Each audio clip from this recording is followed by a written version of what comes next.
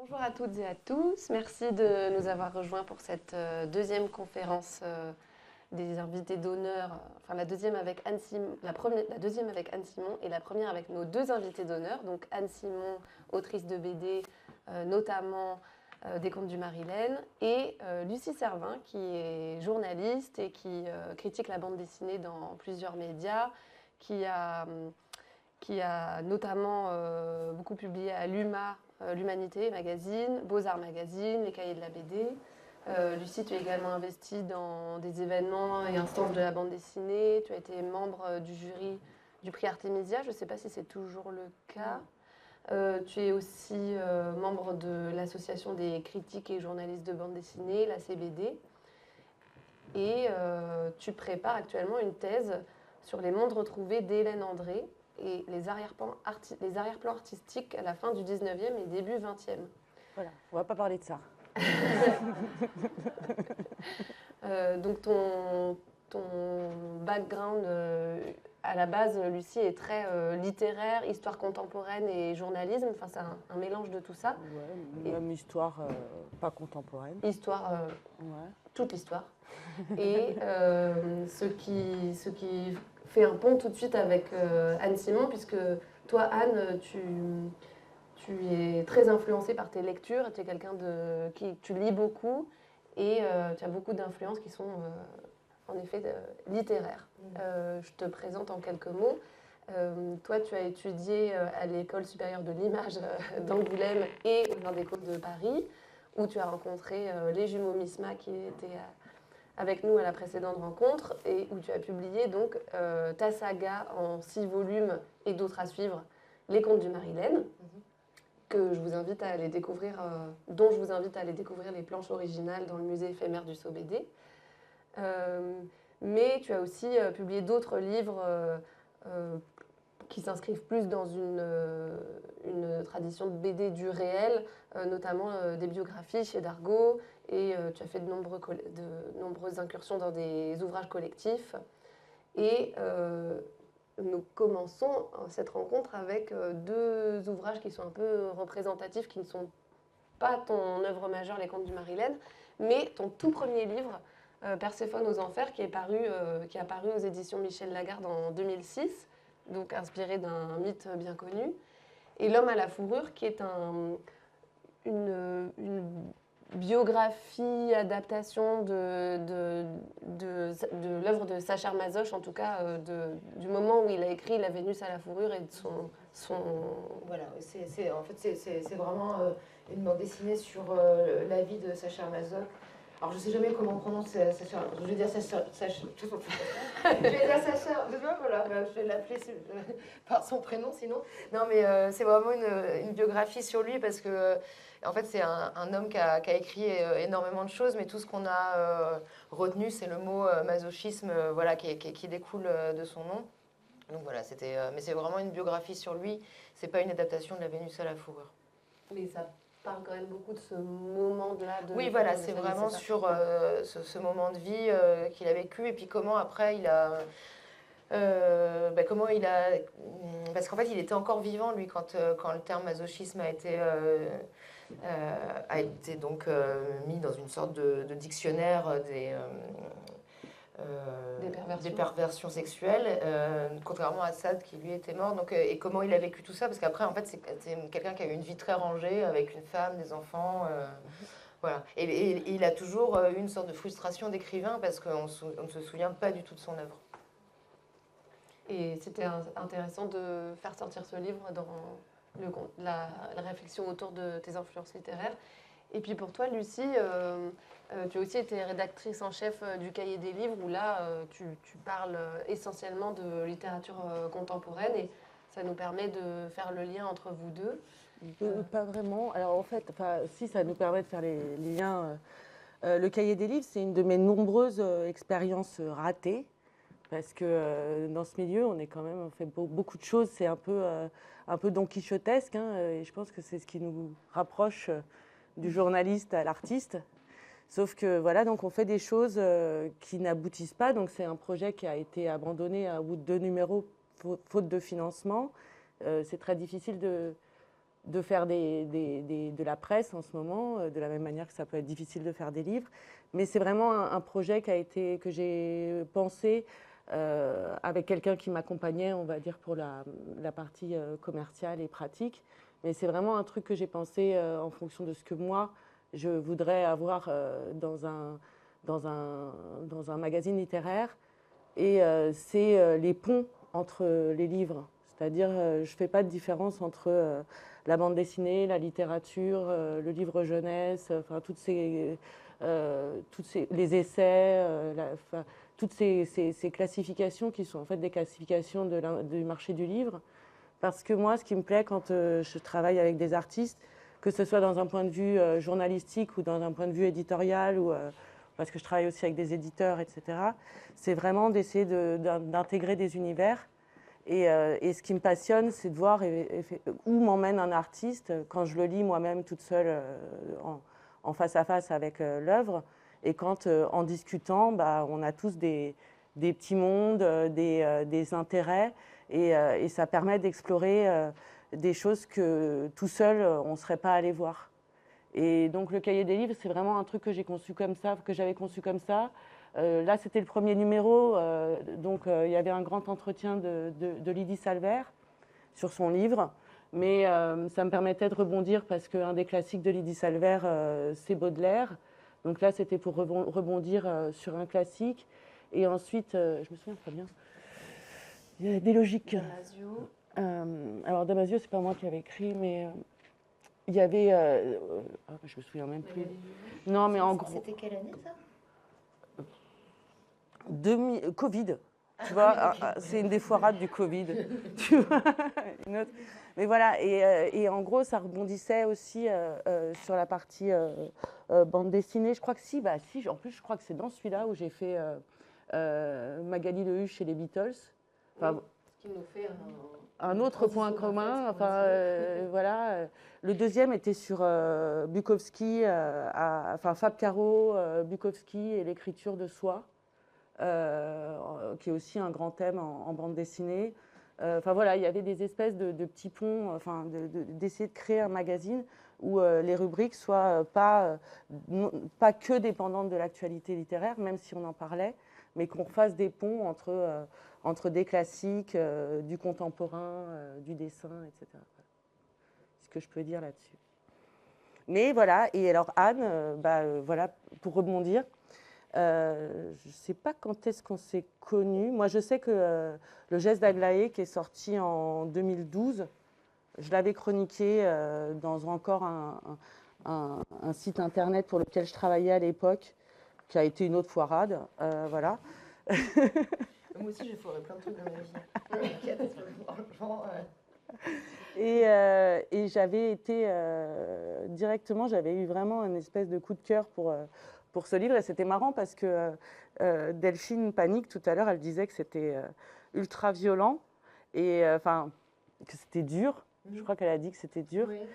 Et voilà, et je crois que c'est ce qui m'avait plu dans ce petit monde fantaisiste où il y a une carpe qui voilà, enfin, avant la moitié du livre, elle a quand même déjà décapité le tyran, quoi. Donc, c'est ça l'histoire. Mais comme c'est des animaux, mais c'est vraiment décapité, quoi, parce qu'elle le prend, elle le brandit, il y a le sang, enfin. C'est Judith. Et d'emblée, il y avait toutes ces références littéraires aussi, féministes, dans cette BD, parce qu'il y a Simone dont on va parler, hein, dont tu vas parler, mais il y avait aussi une allusion à Hubertine Auclair, qui est une militante, finalement peut-être qu'après on finira par parler de la fin du 19e, mais qui est une militante féministe des années 1880. Et c'est pas quelqu'un... fallait déjà être un peu initié pour connaître Hubertine Auclair. Je pense que effectivement c'était... je développe, Laura ou... Parce que je ne sais pas si c'est le moment d'en parler ou pas, mais c'est vrai que donc, la geste d'Aglaé, comme je disais tout à l'heure, j'ai commencé les prémices en fait, de ces histoires, c'était en 2006. Le livre est sorti en 2012, mais ça faisait quelques années que j'avais commencé à développer tout ça. Mais en fait, moi, j'étais tout jeune à cette époque-là et on avait beaucoup moins de... au niveau des lectures, justement, sur le féminisme, il n'y avait vraiment pas... Enfin, il n'y avait pas grand-chose. Il n'y avait pas de revues comme La Déferlante. Il n'y avait pas tous les écrits, les essais qu'il y a actuellement. Alors, heureusement, ça a changé, mais moi, j'avais pas grand-chose à me mettre sous la dent, à part le deuxième sexe de Simone de Beauvoir que j'avais lu, mais je sentais que c'était des sujets qui m'intéressaient. Et pour Hubertine Auclair, enfin, moi, je l'avais découvert, j'avais lu Michel Perrault, Les femmes ou les silences de l'histoire.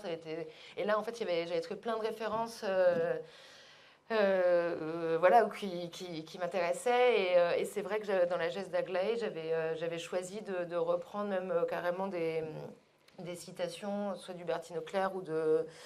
je pense qu'il... Marie le Jars de Gournay. Oui, et puis... Ça, c'est la Poulain map de de Voltaire. Lapin aussi. et comment François Poulain de Oui, Lapin. alors lui, c'est celui qui a C'est dit méchant. que quand les hommes écrivent sur les femmes, ils sont jugés partis.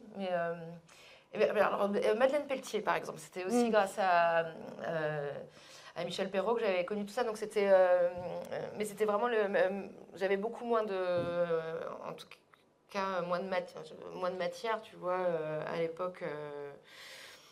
Voilà, mais donc j'ai réinjecté certaines citations, même telles quelles, dans mon histoire, voilà, en espérant que ça reste fluide quand même dans l'ensemble. Tu as utilisé même le personnage de Simone qui est un peu l'érudite en féminisme. Oui, qui a aussi le petit bandeau comme Simone de Beauvoir. Voilà, qu'on voit là à l'écran. Ouais. Oui. C'est elle qui transmet un peu toutes les citations et les connaissances et la Mais ça réflexion. reste une figure du féminisme. Enfin voilà, c'est vrai que Simone de Beauvoir, ça restait quand même ma déesse vivante. Mais oui, c'est vrai, j'avais pas été chercher trop loin. Je l'avais appelée Simone, ce personnage, ouais. Bon, moi, ce que je peux revenir là-dessus, et c'est encore un pont qui est marrant, quoi, parce qu'on n'en parle pas forcément et on se trouve toujours plein de choses à dire avec Anne. Voilà, Michel Perrault, par exemple, c'est quand même une historienne. Moi, je fais de l'histoire. À la base, j'ai une formation d'historienne et puis j'ai repris une thèse là. Michel Perrault, c'est quelqu'un qui est une pionnière en France de l'histoire des femmes. C'est même la première qui a fait l'histoire des femmes avec Georges Duby et qui a surtout fait tout un colloque pour introduire et traduire les féministes américaines en France. Donc il y a aussi un lien, elle a vraiment un lien de passeuse. Et en plus, Michel Perrault, on l'oublie souvent, mais avant d'être l'historienne féministe qu'on connaît, c'est une historienne de la classe ouvrière. Et c'est ce qu'il y a un peu et ce qui m'a séduit tout de suite dans les contes du Marilène, c'est qu'on est d'emblée dans le féminisme politique. Et c'est une énorme fresque sur le politique, c'est-à-dire la question des femmes dans le politique, c'est cette question de la domination, en fait. Et dans la geste d'Aglaé, ces rapports, quand je te parlais de la tête coupée, c'est pas qu'une image, c'est une espèce de force révolutionnaire qui s'exprime déjà d'emblée dans la geste d'Aglaé. Mais tu sais que j'avais pas du tout conscience de tout ça quand je le faisais. Enfin, à l'époque, c'était quelque chose qui sortait. Voilà, je pense que j'avais. Mais c'est vrai que tu vois, j'ai l'impression de parler comme une vieille, mais tu vois, à l'époque, non, mais moi, je viens quand même d'une génération où quand tu disais que tu étais féministe, tu vois, même au début des années 2000, c'était tu sais, les grosses caricatures, mais qu'on a encore aujourd'hui, malheureusement, où la chieuse de service, celle qui veut couper les couilles des gars, alors que t'as beau... Enfin, voilà, on va pas faire un cours là-dessus, mais demander de l'égalité, enfin bon. Mais du coup, je crois que justement, quand je l'avais fait, même si je sentais quelque chose de politique là-dedans, et que moi, c'était des questionnements que j'avais depuis trop longtemps, et qu'il fallait que ça sorte, et du coup, je crois que je me suis dit, je vais y aller, je vais reprendre vraiment le truc où on coupe la tête du gars pour s'en débarrasser, parce que en fait, il y a de la tyrannie derrière tout ça. Enfin, donc, je pense que j'y allais aussi. J'y allais comme ça sans trop me poser de questions, quoi. C'est vrai qu'après, la fiction permet en fait de faire un espèce de laboratoire politique, et c'est ce que j'ai tout de suite aimé, c'est que voilà, on reste un peu sur la geste d'Aglaé, mais c'est que bon, elle coupe la tête du tyran, ouais, bravo, suffragette city. Et puis après, elle-même devient un peu un tyran. Donc il y a toujours cette espèce de rapport du dominé qui devient dominant. Et c'est un peu le jeu qui va faire tous les contes du Marilyn et que tu fais avec cette histoire de couronne qui disparaît. Et ça devient, au-delà même de la geste, bon déjà en plus on pourra parler du côté médiéval que moi j'adore de base, enfin cette espèce de projection moyenâgeuse fantasmagorique, mais je me suis perdue.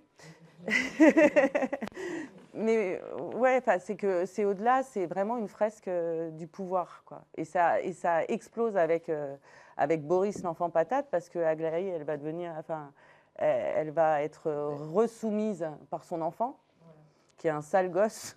Et celui-là, je l'adore parce qu'en plus, là, on rentre dans un modèle de la société de la frite et de la bière. L'opium du peuple. Ouais, enfin là, c'est drogue et capitalisme. Mais donc, voilà. Et du coup, l'alcoolisme. Puisque... Voilà, ouais, si on veut... Et d'ailleurs, un thème qui... Enfin, j'allais dire un thème qui vous rejoint toutes les deux, mais en tout cas, dans les... On risque de boire un coup ce soir. Dans les œuvres qui vous ont interpellé. Puisque on a illustré... en l'occurrence, c'était l'œuvre de Zola qui fait écho beaucoup avec les peintures de Degas dans la représentation populaire. Tu faisais référence tout à l'heure, Lucie. Et ça, c'est quelque chose qui vous a toutes les deux beaucoup influencé, vous le citiez. Oui, on avait cité, tu veux dire Zola, oui, Zola l'Assommoir. Oui, ben alors, moi, c'est vrai que l'Assommoir, c'était un des Rougon-Macquart qui m'avait marqué, justement, à cause... Je pense que c'est pour ça aussi que parfois dans mes livres, il y a toujours un petit côté mélancolique, un peu glauque, parce que c'est ce que j'aime moi dans mes lectures. Et donc effectivement, c'est pareil, moi l'alcoolisme, je me pose des questions, enfin, c'est vrai que j'aime bien picoler. mais il y a un côté, quand ça va trop loin, ça va pas, quoi. Et puis ça permet aussi, quand on écrit des histoires... c'est un peu, si, tu vois, comme dans Tintin, où il y a toujours des ressorts, en fait, parce qu'on n'est plus dans son état normal quand on est ivre ou quoi. Et puis, il y a une dépendance. Donc moi, comme je parle, par exemple, dans Boris l'enfant patate, de la dépendance à l'alcool, ça permet de se faire de l'argent. Et donc, des personnes faibles, d'autres plus puissants peuvent en profiter. Enfin bon. Et si on veut parler de ce tableau-là que j'aime énormément, parce que... c'est une femme devant son verre d'absinthe. Et une fois, quand on a fait une visio avec Lucie, j'ai vu qu'elle avait un livre sur Degas derrière elle. Et je lui dis, mais c'est marrant parce qu'il y a un tableau de Degas que j'adore, qui s'appelle L'Absinthe, qui me fait trop penser justement à l'Assommoir et tout. Et puis là, j'apprends que, tu peux peut-être en parler, du coup, que la femme représentée est celle sur laquelle tu fais ta thèse, justement. Ouais. Et que Degas a une importance pour toi... tu vas régulièrement voir ce tableau, après oui. Au musée d'Orsay. Et c'est vrai que moi, quand on m'a demandé mes références picturales pour préparer tout ça, j'ai tout de suite pensé à ce tableau sans savoir que Lucie avait un lien avec lui également, quoi. Oui, c'est marrant parce qu'en fait, l'histoire de Zola, c'est que, moi, en appétence, par exemple, j'aime bien Balzac, j'aime bien Zola, j'aime bien aussi Faulkner. Enfin, c'est pas pour faire c'est pas pour faire ma pédante ou quoi, c'est que c'est des artistes en fait à univers. Et tous les artistes, tous les livres sont reliés entre eux et donc on peut faire des liens parce que... et Zola, c'est celui qui a poussé le truc encore pire parce que lui, il avait carrément un plan, c'est psychorigide son truc avec les généalogies, l'arbre héréditaire des Rougon-Macquart. Et au départ, ça m'avait fasciné quand moi j'étais ado de lire Zola et de voir cette espèce de construction d'œuvres romanesques. Et puis avec le temps, je me suis complètement rebellée. Je déteste Zola maintenant. Je le trouve. Non, mais c'est vrai, en fait, il a un côté vraiment dictateur, quoi. Enfin, on le dit pas assez, mais son histoire du déterminisme, c'est horrible. Ouais, j'ai lu un article il n'y a pas longtemps. Et en même temps, bah, j'adore, mais parce qu'en fait, c'est personnel. Voilà, on parlait de politique, mais je pense que la politique, c'est ça. C'est pas une question de parti ou etc. C'est question de quel choix on fait dans la vie et quel libre arbitre on se met. Et en fait, avec Zola, on est sur du déterminisme, et notamment avec cette espèce de branche maudite là, qui est complètement alcoolique, et donc du coup qui est marquée par le sceau de l'infamie. Et quand on lit l'Assommoir, quoi, la petite Nana là, parce qu'il va y avoir une suite à l'Assommoir, ça va être Nana. Et ben elle a 4 ans, la gamine, elle est déjà pute. Enfin, tu vois, et c'est quelque chose d'assez terrible. Ensuite, pour ce tableau-là, il se trouve que justement, c'est le tableau qui a déclenché mon envie de faire une thèse autour de ce modèle. Parce que justement, je suis allée voir une expo, bon ça serait très très long à vous expliquer, mais au musée d'Orsay, qui m'a fâchée, qui était Splendeur et misère, images de la prostitution. C'était en 2015, j'ai trouvé que cette exposition était nullissime. Donc je ne vais pas vous dire pourquoi, j'ai bien réfléchi, etc. Mais ce tableau, en fait, ce que j'aime dans les tableaux et ce que j'aime aussi dans le dessin, c'est que justement, ils sont jamais, le dessin est jamais univoque. Et c'est ce que j'avais pas aimé dans cette expo, c'est-à-dire d'essayer de faire dire à un tableau une seule chose. Ce tableau, il a été fait par 2 gars. Bon, moi, je ne vais pas vous faire de l'histoire de l'art, mais bon, voilà, c'est pas du réalisme, mais en même temps, c'est du réalisme. On a l'impression d'être devant une scène ultra réaliste. Et en fait, on voit à travers même le tableau, qui est ultra connu, encore une fois, qu'il manque un pied à la table, que l'ombre n'est pas exactement bien, etc. Donc, en fait, il y a déjà une vision qui est déformée par le peintre. Mais ensuite, voilà, cette fille. Et donc, quand je vais régulièrement voir ce tableau au musée d'Orsay pour me mettre. Parce que j'ai une carte de presse, donc je ne paye pas l'entrée au musée. C'est un des rares avantages profitant. Donc, je peux, quand j'ai un quart d'heure de pause, faire un coup de fil au musée d'Orsay et aller me mettre juste derrière le tableau pour essayer de voir les commentaires. Et j'adore les commentaires des enfants, notamment, qui sont elle a l'air fatiguée, la dame. Dis donc, qu'est-ce qu'elle fait? Elle est moche, sa robe.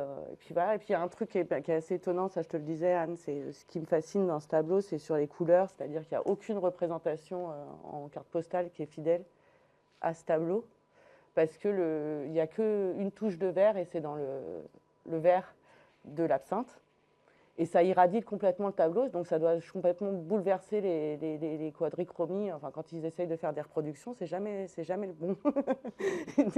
Et donc voilà, voilà ce que je peux dire sur ce tableau. Et sur l'Assommoir. Et donc voilà, sur ce truc ce truc, non, excuse-moi, mais cette œuvre des contes du Marilène, qui sont une histoire, une œuvre à rebond, et moi j'adore ce côté. Mais c'est ça qui est intéressant dans ce que tu disais sur ce qu'on a aimé dans les lectures étant adolescente. Enfin, moi, tu vois, c'était oui quand j'ai lu Zola, non, mais, oui, mais après, c'était justement moi dans mes livres il y a des frises chronologiques, il y a des arbres généalogiques, en fait c'est ce que j'aimais, alors pas que dans Zola mais dans Faulkner effectivement, comme tu disais, il y a ça aussi. Et moi, c'est ce que j'ai reproduit voilà, naturellement, en fait, quand je me suis mis à faire mes livres, mais sans faire exprès, en fait, à la base. C'est après que je me suis dit que j'aimerais que, justement, tous les livres puissent être lus dans n'importe quel ordre, qu'il y ait des clins d'œil à un livre dans un récit que je vais développer un peu plus dans un autre tome. Enfin, voilà, c'est ce que j'aime. Et puis, mais par contre, j'ai relu, effectivement, Nana, il n'y a pas longtemps, et en fait, j'étais assez. Il y a plein de choses que je vois maintenant et qui me choquent beaucoup plus que quand j'étais jeune, quoi. Où je me laissais simplement porter par l'histoire qu'on me racontait. Et maintenant, avec un autre regard, on voit tout ça différemment, quoi. Bah ouais, tout à fait, parce qu'en plus il y a des couvertures qu'on n'a pas mis là, mais de livres dont on avait parlé, et tu m'as fait lire, parce que je l'avais pas lu, le petit bouquin d'Alice Zeniter. Ah oui, oui.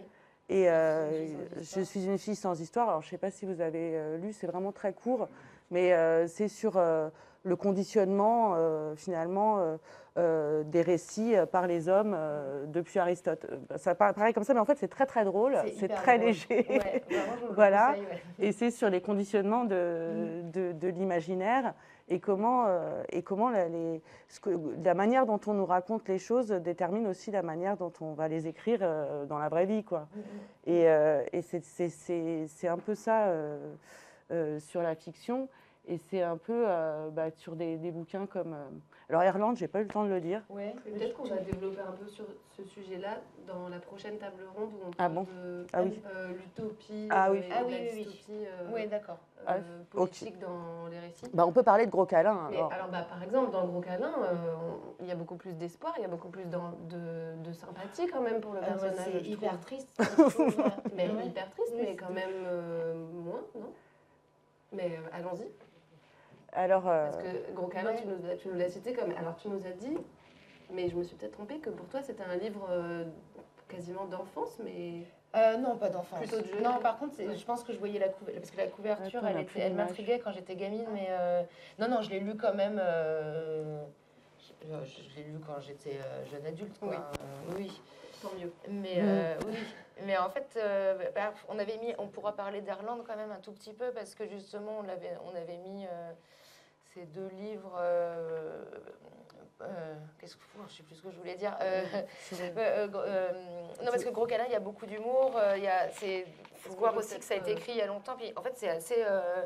par exemple, il parle des bonnes putes dedans. Il est amoureux d'une femme, il pense qu'elle vient des îles. Donc, du coup, comme lui, il vit avec un boa, comme en gros, il pense que c'est une sauvageonne, elle s'entendra avec le boa. Enfin, en fait, c'était là, wow, quand même, c'est chaud, quoi. Enfin, Est-ce qu'on peut peut-être expliquer pour ceux qui ne connaissent pas Gros Câlin, donc, qui a été publié en 1974 au Mercure de France par Émile Ajar. C'est le premier bouquin d'Émile Ajar. C'est le premier bouquin d'Émile Ajar, donc qui est Romain Gary. Mais c'est à l'époque, justement, les folios, maintenant, quand on veut acheter Gros Câlin, c'est Romain Gary et Ajar, il est entre parenthèses, en fait. Il faut que tu le cherches dans les G, en fait. Mais voilà. Et il a eu Émile Ajar a eu donc le prix Goncourt avec La vie devant soi. Sauf que c'était Romain Gary qui l'avait déjà eu une fois. Donc, vous connaissez sans doute cette histoire. Donc, Romain Gary, en gros, a eu 2 fois le prix Goncourt, ce qui est interdit. Et Gros Câlin, c'est l'histoire de Monsieur Cousin, qui est un monsieur qui travaille dans les bureaux et qui... et en fait, il vit avec un python de 2 mètres de long chez lui. Et donc, il raconte ça, un peu sa vie. Donc, il est amoureux de Mademoiselle Dreyfus, je crois, justement, qui est sa collègue. Et bon, on suit un petit peu les réflexions de ce monsieur. On ne sait jamais s'il est dans le fantasme, s'il est dans la réalité. Et ça, par contre, après, moi, je ne peux pas trop le raconter, mais c'est écrit avec vraiment énormément d'humour et c'est un peu grinçant, c'est triste aussi à la fois. Et ça aborde plein de sujets. Je ne sais pas, Lucie, ça se trouve, tu en parleras beaucoup mieux que moi. Parce que... non, parce que moi, c'est pareil, c'est un livre que j'ai lu quand même il y a très très longtemps. Évidemment, il y a des scènes très drôles, hein, tu vois, Mais dans le verbe et dans le verbe et puis dans les situations. Mais là où c'est très triste, c'est que c'est quand même un livre sur la solitude, quoi, et sur la folie d'être tout seul et de déverser finalement, de projeter tout son amour sur ce python qui est un être quand même sauvage, puisqu'il est quand même obligé de s'en débarrasser à la fin. Et ce que je veux dire aussi, c'est que oui, c'est la question du rire. Et c'est ce qui se retrouve aussi encore une fois, en reprenant ce que disait Delphine tout à l'heure sur le côté dur et violent finalement des contes du Marilène, c'est que le rire permet d'aborder ces sujets-là et permet aussi d'aller vers du encore plus sombre, parce que si on y allait sans rire, c'est même pas qu'on pleurerait, c'est que en fait c'est regardable. C'est le pathétique, et donc du coup ça a quand même un lien avec la tragédie. Et moi en fait c'est pour ça que tu vois on parlait de Zola où là lui il est plus lyrique, etc., mais on peut parler de Faulkner. On est vraiment sur des rires tragiques, je dirais, quelque chose de beaucoup plus c'est pas de la simple légèreté. Et Romain Gary, enfin Émile Ajar Et c'est un peu la même chose sur La vie devant soi, qui est moi aussi un texte que j'aime beaucoup. Qui est presque avec une écriture enfantine. Ouais, et qui a carrément sa langue, et qui est, qui est un peu plus rose, parce qu'il y a une déclaration d'amour, en fait, dans ce bouquin. Mais ce que je sais aussi, c'est que voilà, on peut le lire jeune, Gros câlin, je pense. Sauf qu'on ne comprendra rien. Mais c'est bien, ça va être super, on va rire avec le python dans les toilettes. J'avais noté une petite citation qui illustre bien ce que tu disais, Lucie. Donc, Monsieur Cousin nous parle à nous lecteurs, il dit je sais également qu'il existe des amours réciproques, mais je ne prétends pas au luxe. Quelqu'un à aimer, c'est de première nécessité. Oui. Il y a tout là-dedans, quoi. Il y a l'humour et le pathétique, et la solitude. Et alors, moi, je suis tombée sur un article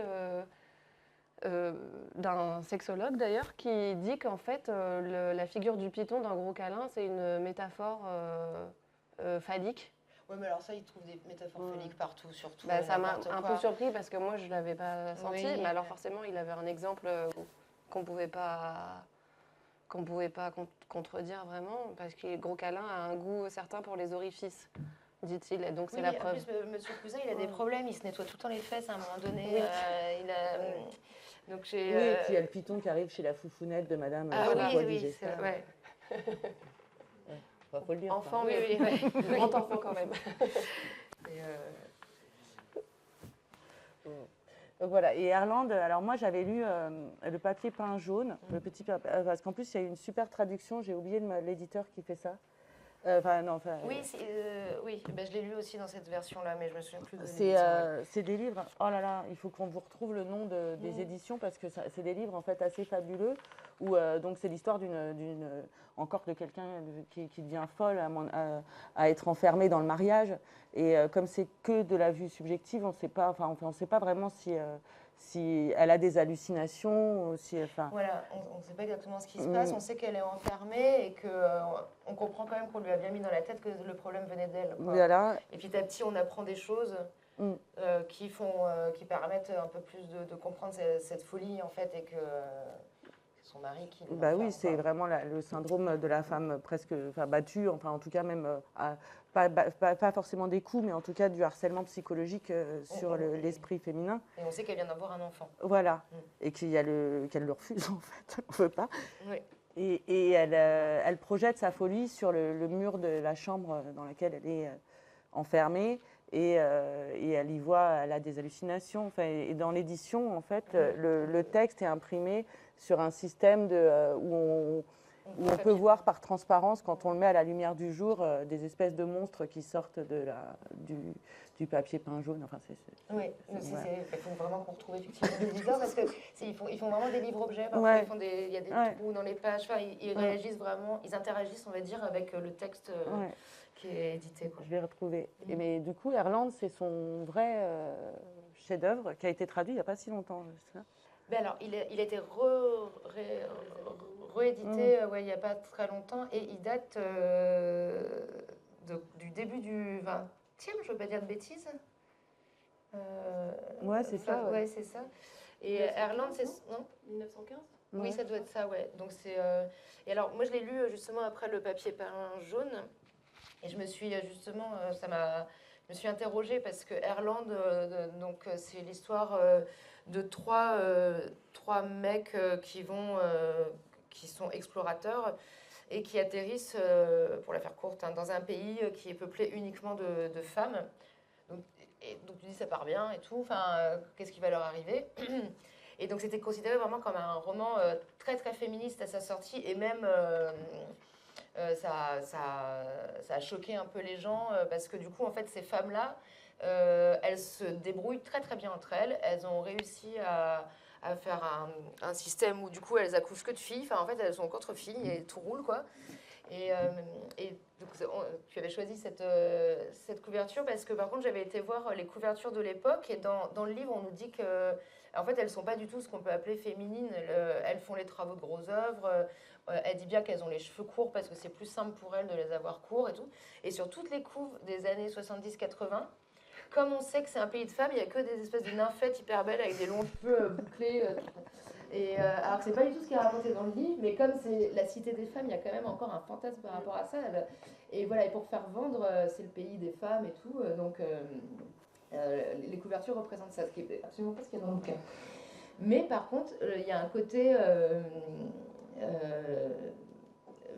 un peu eugéniste aussi dans ce bouquin, parce qu'au bout d'un moment, elles arrivent à se reproduire entre elles sans hommes, mais on sent que c'est pour avoir enfin, les meilleurs aspects et tout ça.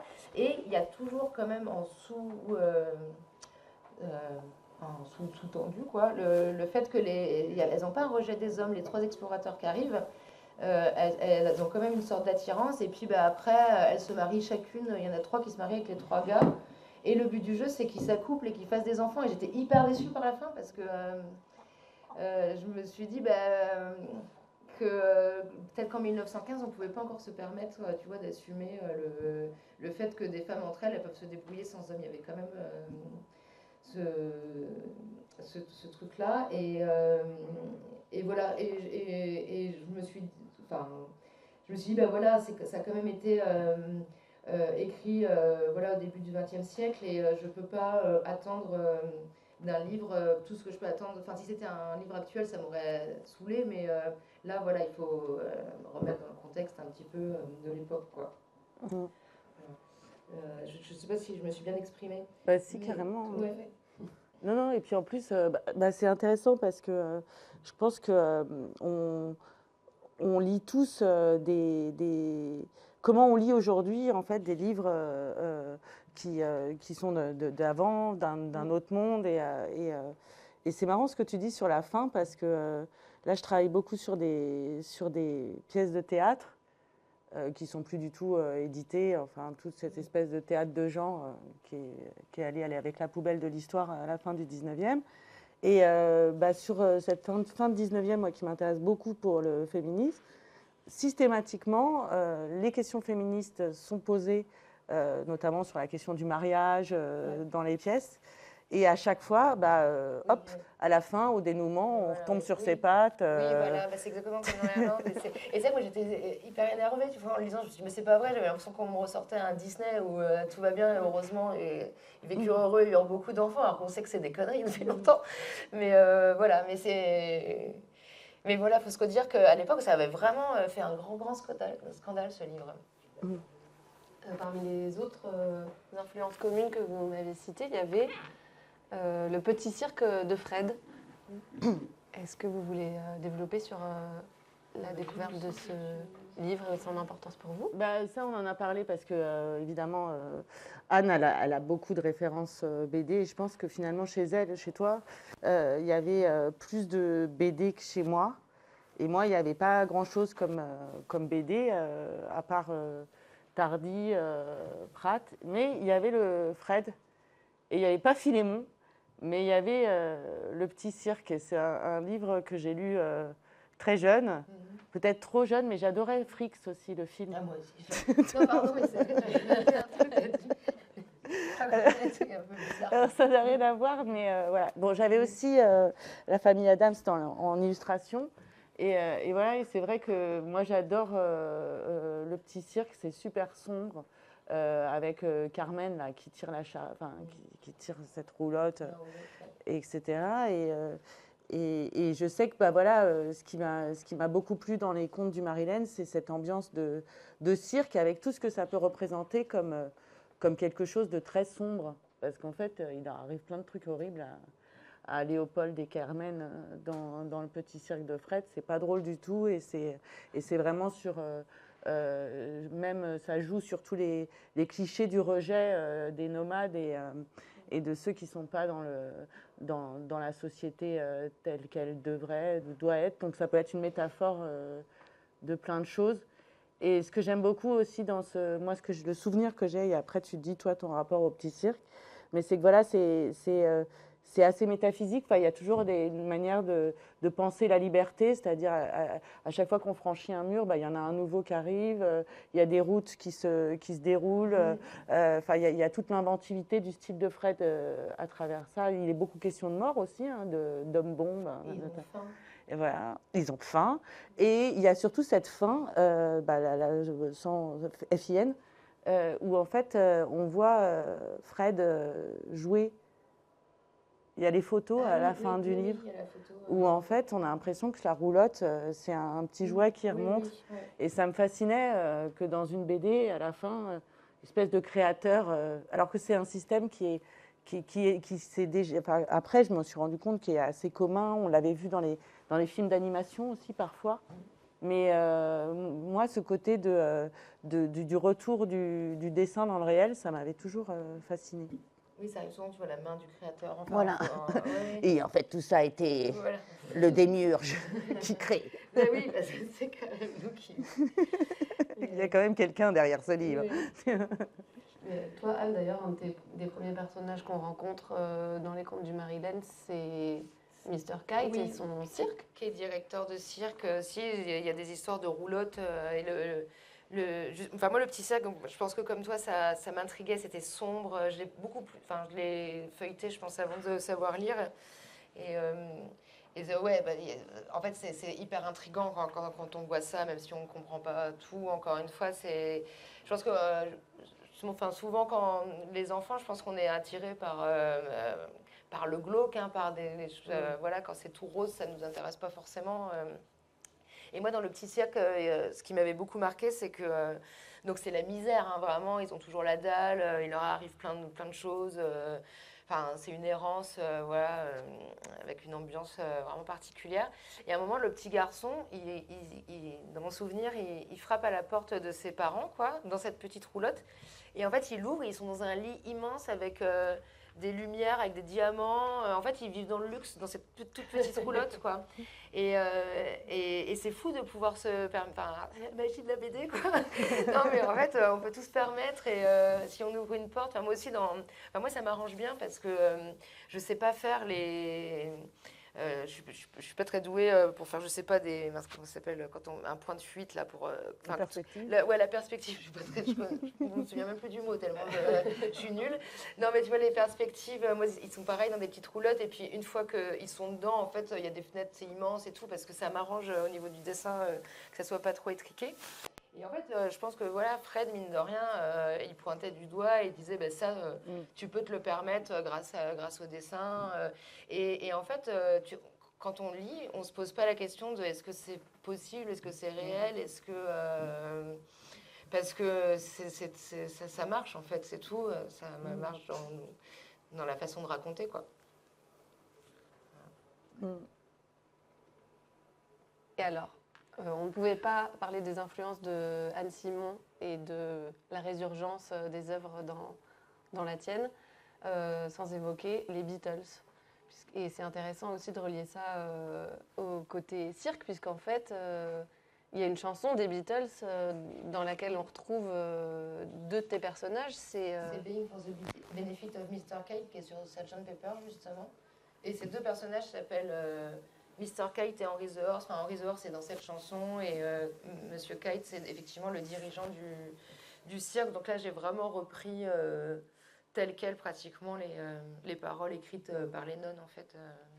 Et Sgt. Pepper, c'est je suis pas sûre... Enfin, c'est les questions débiles. Là. C'est quoi ton album des Beatles préféré Enfin, la première débile, c'est t'es plus auto Stone ou Beatles C'est la première question débile. Non, mais la deuxième, c'est quel est ton album préféré des Beatles alors, je ne sais pas si c'est Sgt. Pepper, mais en tout cas, Sgt. Pepper, ça raconte une histoire vraiment de A à Z. C'est quand même, ils avaient eu un succès incroyable au début des années 60 et ils ont su se renouveler en faisant un faux groupe. Et puis il y a plein d'histoires. Il y a une chanson qui s'appelle Lovely Rita qui raconte l'histoire d'une contractuelle, la chanson donc, qui se passe dans le cirque. Et quand j'étais adolescente, je traduisais ces chansons et ça me faisait vraiment.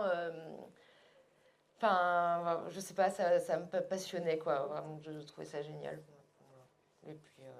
Et puis après, à gauche, là, on voit les Blue Minis, et ça, c'est graphiquement le film Yellow Submarine. Il m'a aussi beaucoup influencé pour notamment le personnage de Christophe, qui est le chat, qui est avec ses grosses lunettes là au milieu. Donc ça, c'est des références un peu gros sabots, quoi. Je reprends. Enfin voilà, c'était impossible de les cacher, quoi. Parce que j'ai trop de respect pour les Beatles pour faire une BD sur eux. Et je trouve que Magali Lelouch, elle s'en sort très bien justement avec son Nowhere Girl parce que elle a su relier ça aussi à elle, sa phobie scolaire, à d'autres. Parce que souvent, moi, je me suis dit que les Beatles, c'est un groupe que j'aime énormément. C'est pas très original d'être fan des Beatles, mais bon, voilà. Et en fait, je préfère leur faire des petits clins d'œil voilà, à eux dans mes livres, même certains des clins d'œil que tout le monde ne pourra pas comprendre ou saisir tout de suite. Et voilà, ça, c'est ma façon de leur rendre hommage, je pense.